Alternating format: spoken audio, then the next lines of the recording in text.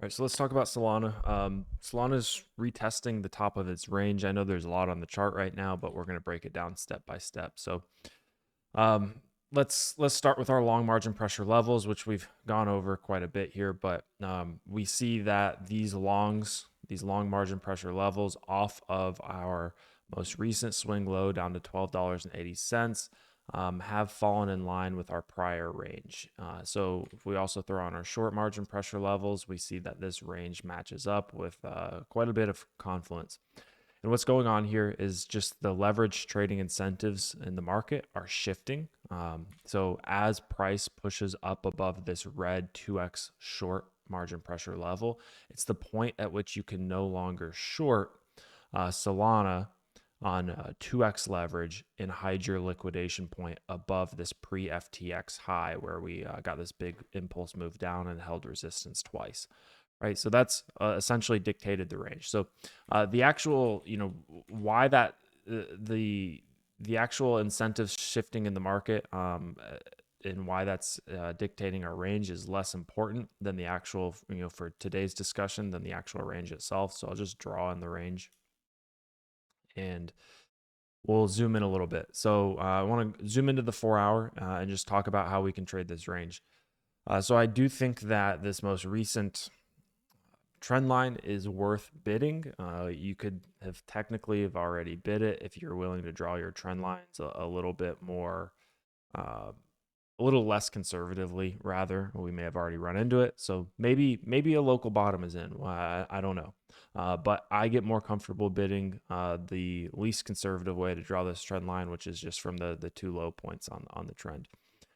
And the way that I'm personally looking to trade this is I think we're currently just retesting the top of this range, which is not too dissimilar to how we retested the top of the range on Bitcoin, right? We had our two resistance levels. We pumped up above it. We retested the top and we bounced. Had we re-entered this range, we would have targeted the midpoint and then probably the bottom of the range. Right, so if we re-enter this range, which we've kind of re-entered, but we're starting to see some support, we're really just still testing it. All right, we're, if we draw the range with our margin pressure, we've dipped into it by about 3.5%. It's not really a big deal. So I'm a fan of bidding this trend line here, and we also actually have some margin pressure levels off of our most recent high and our most recent swing low that we can target. So we're going to throw on our margin pressure levels off of this swing high. We're going to throw on our long levels, which should already be pretty close to this swing low. I can get those on. You're going to see the confluence level that I've bid multiple times here around 2560 just for some quick scalps. We had a really nice bounce off of 2560. Now we've collapsed down below it. So obviously that's a bearish signal. That we're losing this high confluent support level that's previously held. However, we do have strong resistance at 2410 in line with our trend line. So 2410 is our 3x short margin pressure level, which simply means that the incentives to go short are drying up in the market at 2410. Not necessarily drying up, going completely away, but they're being reduced. Right, so at 2410 or below 2410, you can no longer go short on 3x leverage and hide your liquidation point above this $32.13 high. In conjunction with that, if we were to touch this today or maybe tomorrow, we're touching that trend line. That's enough confluence for me to look for a little bit of a scalp. Now, I do think that you can consider just bidding this, spot, or just bidding this for maybe a swing trade and another move back up. I will say that this pattern here is, if you follow Steve from Paracurve, he's got a good write up on this. This is a clearance thrust, right? So you have your trend line, right? You clear all of that resistance with a big thrust upwards. Right, and then you can oftentimes see this slam back down into the trend line, and then once the trend line breaks, that's where you start trading back down to the bottom of the range. So that's the other way to trade this, which we'll go over in just a second. But I do think it's worth initially bidding this $24 level, 24.10. I will probably be doing so on a shorter term time frame because I'm a lot less certain here. And the way that shakes out is just keeping a nice tight stop loss, and just retargeting that high confluent level of 2560 on a retest, which we're actually about to retest right now. So let's just say we get a failure here and we come back down. I'm looking to enter, right, and just scalp this back up for about $1, right, in nominal terms. So 6% or so. Of course, when we get back through 2560, you could potentially put in, a little inverse head and shoulders, something like that, and we could start to see this run back upwards. And that's the case for the swing trade. But we have a really tight invalidation point here at 2410, just below it, maybe 2%. Our risk reward on this scalp is like 3.27 to 1. I don't mind that at all.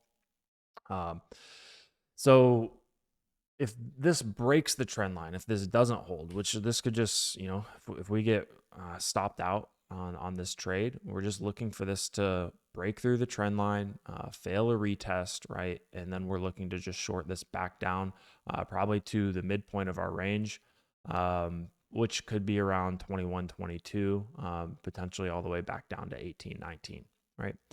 So we'll start looking for shorts, or at least I'll start looking for shorts once we break this trend line. Right now, I have no interest in shorting this. We've already, pulled back quite a bit from our most recent high, pulled back 20% already. We are in an uptrend, right? And we have a high degree of likelihood that we actually start putting in some bullish divergence on the hourly and on the 4 hour. So I'll remove this, make this a little bit clearer. So you can see off of this guy right here on the 4 hour, right? We'll probably get some bullish divergence if we get a decent bounce anywhere before, call it $22, which I think is pretty likely, but $24 would be a pretty decent place for us to bounce. Guys, if you enjoyed this video, please like and subscribe, or like and follow if you're on Twitter. Go check out these indicators. If you want to get access to these indicators, check them out at Sistine.ai. If you want to join the research hub, that's $49 a month, and you also get access to the indicators bundle as well to get access to those margin pressure levels and a bunch of other indicators that I use. And what the research hub is, it's simply we identify asymmetric risk reward opportunities in the market and present them to our clients. So actually, we had one go out yesterday, another win. It was on something called Genie. It's up to over 2x from where we put out the research hub play on it. So a lot of people were actually able to pay for over a year of their research hub subscription just in the last day or two from that play. I actually do think it has potential for more upside here, and that's with the rest of the market down. So we find those opportunities and share them. Guys, if you want to trade on leverage, I am going to put an affiliate link in the description of the video or in the tweet below the video if you're on Twitter. Thanks so much for tuning in. Catch you next time. Peace.